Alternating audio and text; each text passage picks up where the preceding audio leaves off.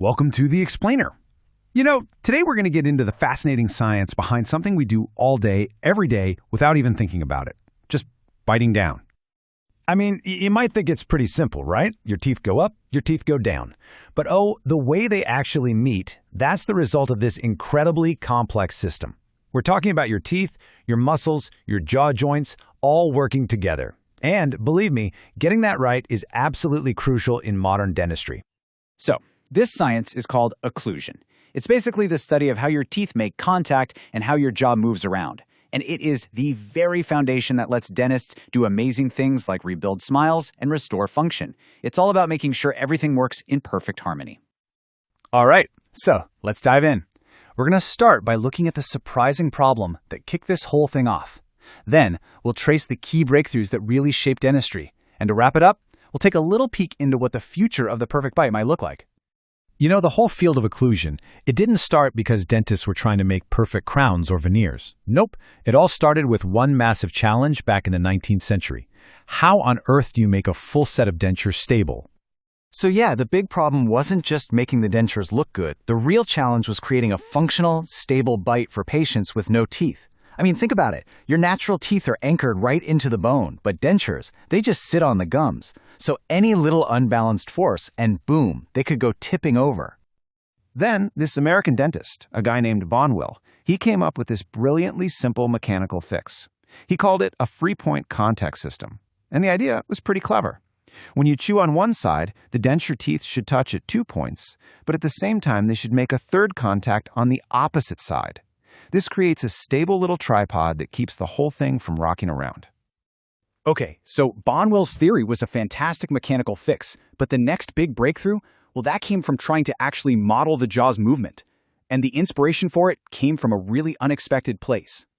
So there was this Swiss dentist, Alfred Gysi, and he had his patients trace their jaws' side-to-side movements. As he watched, he noticed something pretty remarkable.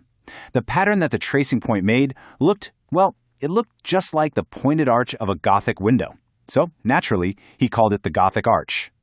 And that discovery led to his famous axis theory.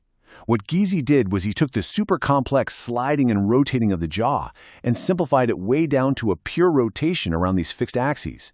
And this was a huge deal. Why? Because it meant you could actually build mechanical devices, we call them articulators, to copy a patient's bite completely outside of their mouth. But, like a lot of brilliant ideas, Gysi's theory had a pretty big limitation. See, to make his model work, he had to pretend the jaw's motion was just a pure rotation. He had to ignore all those complex sliding movements. It was an elegant simplification for sure, but it definitely wasn't the whole story.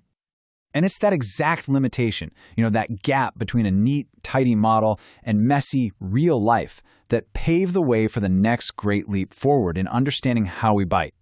So this gap between the theory and what was really happening, it sparked the next big question. People started thinking, okay, instead of trying to simplify the jaw's movement into a model, what if we could actually measure its true path in all 3 dimensions? And then, in the mid-20th century, a Swedish professor, Dr. Ulf Passelt, he went and did exactly that. His work basically took occlusion out of the world of pure mechanics and moved it into real physiology, and it totally changed how we understand the way our jaws move. So what Passelt did was he tracked points on the jaw in 3D, and by doing that, he mapped out the absolute outer limits of every possible movement.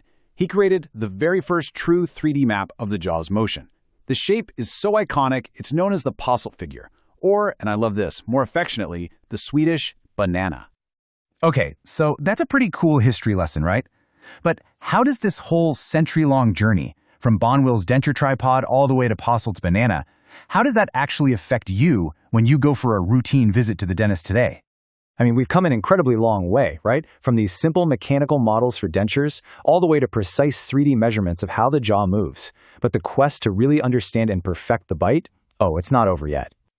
When you look back, this journey shows such a clear progression in how we think about this stuff. It went from simple observation, way back in the 17th century, to mechanical models designed to solve one specific problem, and then finally to precise physiological measurement.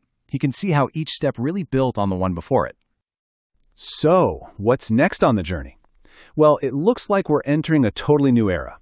The focus is shifting now. It's moving away from humans carefully measuring and copying nature, and it's moving towards teaching machines how to perfect it. And that leads us to a really fascinating question for the future, doesn't it? For centuries, we've been trying to just replicate the jaw's movement. So will machines soon learn to actually design the perfect bite for us, right from scratch? With human experts there just to provide that final touch of wisdom. It's pretty clear, the history of the bite is still being written.